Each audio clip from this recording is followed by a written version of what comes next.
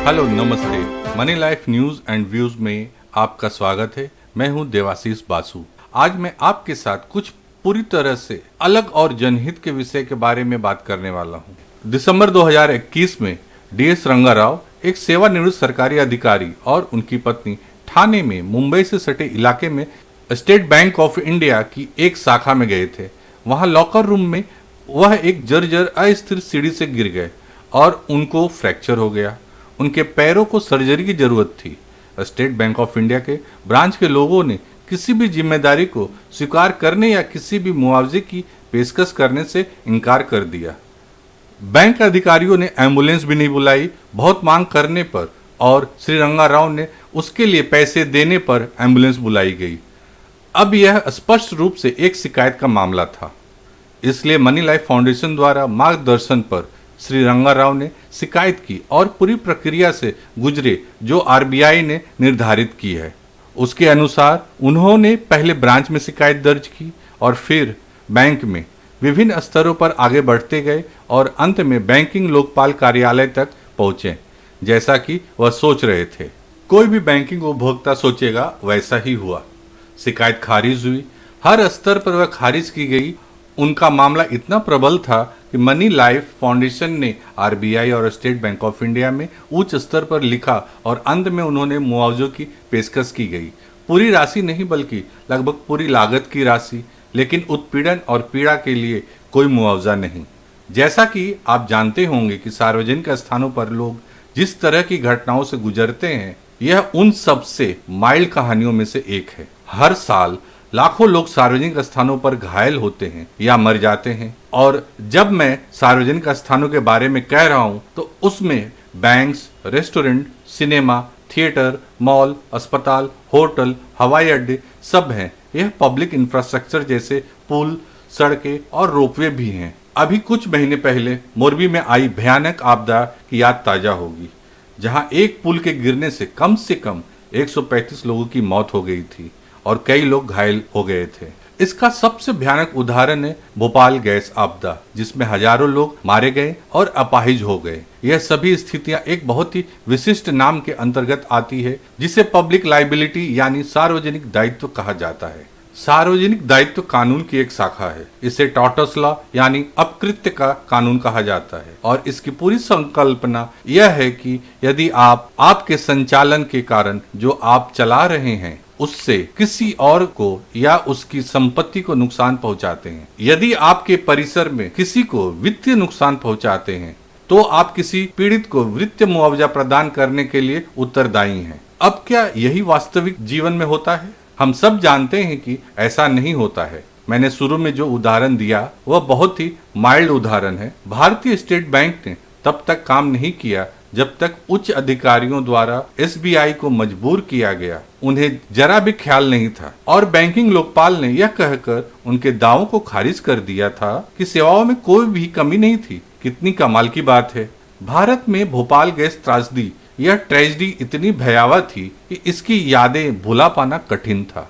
उसके 7 साल बाद सरकार ने पब्लिक लाइबिलिटी इंश्योरेंस एक्ट 1991 बनाया, जिसने क्षतिपूर्ति और बीमा दोनों को अनिवार्य बना दिया, लेकिन केवल जोखिम भरे उद्योगों के लिए। बिजनेसेस अक्सर यह लेते हैं जिसे जनरल लाइबिलिटी कवर कहा जाता है, जिसका उपयोग पीड़ितों को मुआवजा देने के लिए किया जा सकता है, लेकिन ऐसा करने के लिए कोई मैकेनिज्म, कंपल्सन या जनता का दबाव नहीं है। दरअसल स्टेट बैंक ऑफ इंडिया को श्री रंगा राव को अपनी जेब से मुआवजा नहीं देना था। इसके पास पहले से ही पब्लिक लाइबिलिटी इंश्योरेंस था, जिसके द्वारा मुआवजा दिया जा सकता था, लेकिन ब्रांच इससे अनभिज्ञ थी और यह भी नहीं पता था कि हेड ऑफिस को इसके बारे में जानकारी थी या नहीं। यह सभी सार्वजनिक स्थानों पर दोषपूर्ण उपकरणों या अनुचित रखरखाव के कारण होने वाले दुर्घटनाओं या आग के पीड़ितों की भी व्यथा है, चूंकि बीमा गैर अनिवार्य है और जागरूकता कम है।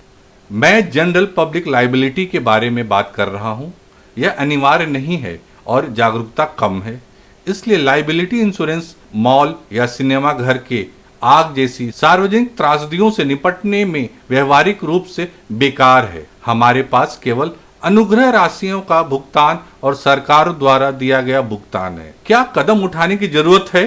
मनी लाइफ फाउंडेशन द्वारा हाल ही में जारी की गई एक रिपोर्ट जिसे उत्तरा वैध एडवाइजरी ने लिखा है, उसमें जोखिम भरे उद्योगों के बने PLI की और जनरल लाइबिलिटी इन दोनों में विभिन्न कमियों की पहचान की है। रिपोर्ट को प्रसारित किया गया है और विभिन्न लोगों को भेजा गया है जिनके पास नियमों को बदलने और इसे और अधिक व्यवहारिक बनाने की क्षमता है। लेकिन संक्षेप में पहला कदम पब्लिक लाइबिलिटी बीमा अधिनियम का विस्तार करना होगा और इस व्यवसायों और अन्य गैर वाणिज्यिक संगठनों के लिए अनिवार्य बनाना होगा। वो कोई भी जो आम जनता को चोट, मृत्यु या क्षति आदि का कारण बन सकते हैं। यह बहुत सिंपल है। खतरनाक उद्योग ही क्यों, ऐसी सड़कें क्यों नहीं जो बुरी तरह से बनी हो या गड्ढा जिस पर कोई ड्राइव करने की कोशिश करता है और फिसल जाता है, वहां किसी की उत्तरदायी होना चाहिए और उन्हें मुआवजा दिया जाना चाहिए और बीमा का भी विचार होना चाहिए।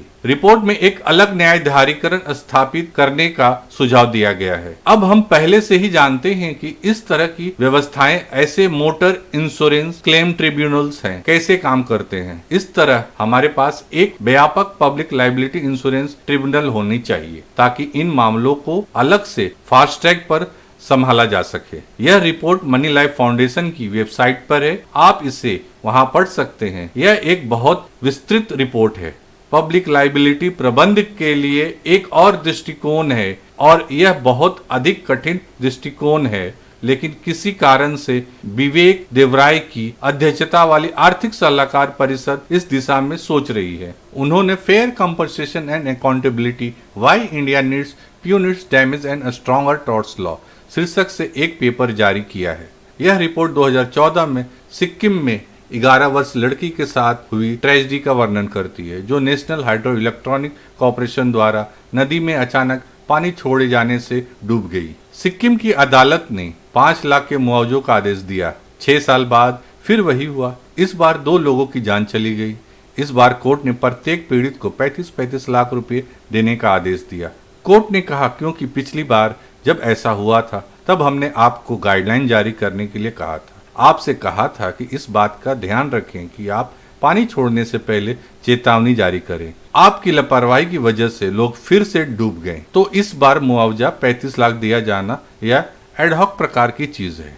पेपर काफी सही तर्क देता है कि अगर हमारे पास एक संहिताबद्ध अपकृत्य कानून होता और अनुकरणीय लागत लगाई गई होती, मान लीजिए कि लापरवाही के पहले उदाहरण में ही 50 करोड़ रुपयों की होती, तो दिशा निर्देशों को बेहतर तरीके से लागू किया गया होता तो शायद त्रासदी की पुनरावृत्ति नहीं होती। अमेरिका में इसे दंडात्मक हर्जाना कहा जाता है। दंडात्मक हर्जाने का पूरा विचार वास्तविक क्षति से कहीं अधिक मौद्रिक जुर्माना है।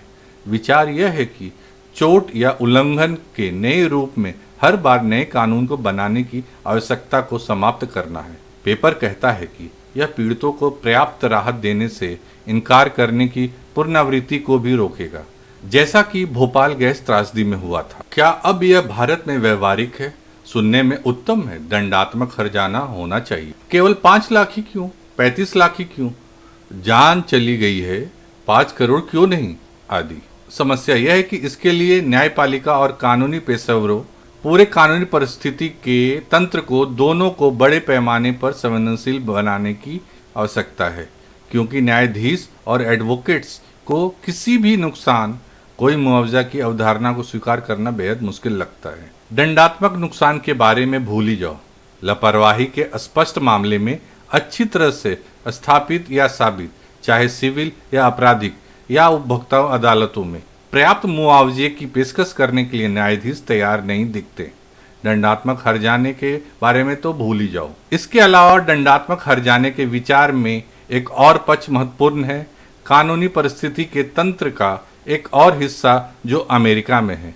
वहाँ है वकीलों के लिए आकस्मिक शुल्क। वैसे तो वो बदनाम है, उन्हें एम्बुलेंस चेंजर कहा जाता है, लेकिन लाभ यह है कि वहाँ आकस्मिक वकीलों की मौजूदगी के कारण लोगों को मुआवजा मिलता है और उचित देखभाल का एक मानदंड निर्धारित होता है।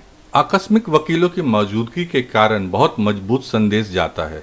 उनका कहना होता है कि ठीक है, अगर आप इतना हर्जाना पाते हैं तो मुझे इतना शेयर दें। इसके बिना इंसेंटिव्स नहीं है। यह आकस्मिक लापरवाह निकायों से निपटने के लिए यह एक प्रोत्साहन बनाती है। लेकिन भारत में वकीलों के पास अपने मुवक्किलों के लिए दंडात्मक नुकसान की मांग करने के लिए कोई इंसेंटिव्स नहीं है और वास्तव में वास्तविक लागत से अधिक मुआवजे, जुर्माना और जुर्माने की मांग को यह डिस्करेज करता है। हम इसे अपने व्यक्तिगत अनुभव से जानते हैं। जब मुंबई हाईकोर्ट ने मानहानि के मामले में हमें परेशान करने के लिए नेशनल स्टॉक एक्सचेंज पर 2 अस्पतालों के लिए 47 लाख रुपए के तौर पर 50 लाख रुपए का जुर्माना लगाया। जुर्माने ने सीनियर एडवोकेट्स को चौंका दिया। हालांकि ये स्वयं अपने क्लाइंट्स से कुछ उपस्थितियों या यहाँ तक कि गैर उपस्थितियों के लिए सहजता से 50 लाख रुपये या उससे अधिक शुल्क ले सकते थे, जबकि आकस्मिक शुल्क और दंडात्मक हर्जाना सही कदम है। उन्हें लागू करना कठिन होगा। कानूनी इकोसिस्टम के भीतर व्यवसायों और उनके लिए आश्रयदाताओं से, कानूनी मुखपत्रों के समर्थकों से, जिनके पास खोने के लिए सबसे अधिक है, उनसे संगठित विरोध होगा। भारी मुद्रास्फीति, समयोजित मुआवजों के साथ कानून में संशोधन करना कहीं अधिक व्यवहारिक होगा। हालांकि यह भी आसान नहीं होगा।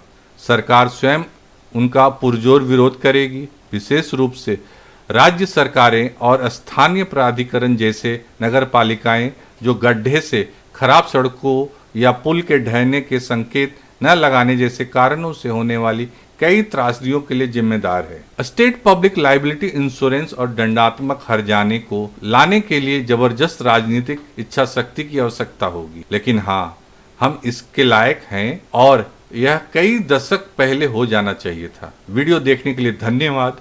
वीडियो अच्छा लगे तो प्लीज शेयर और सब्सक्राइब करें।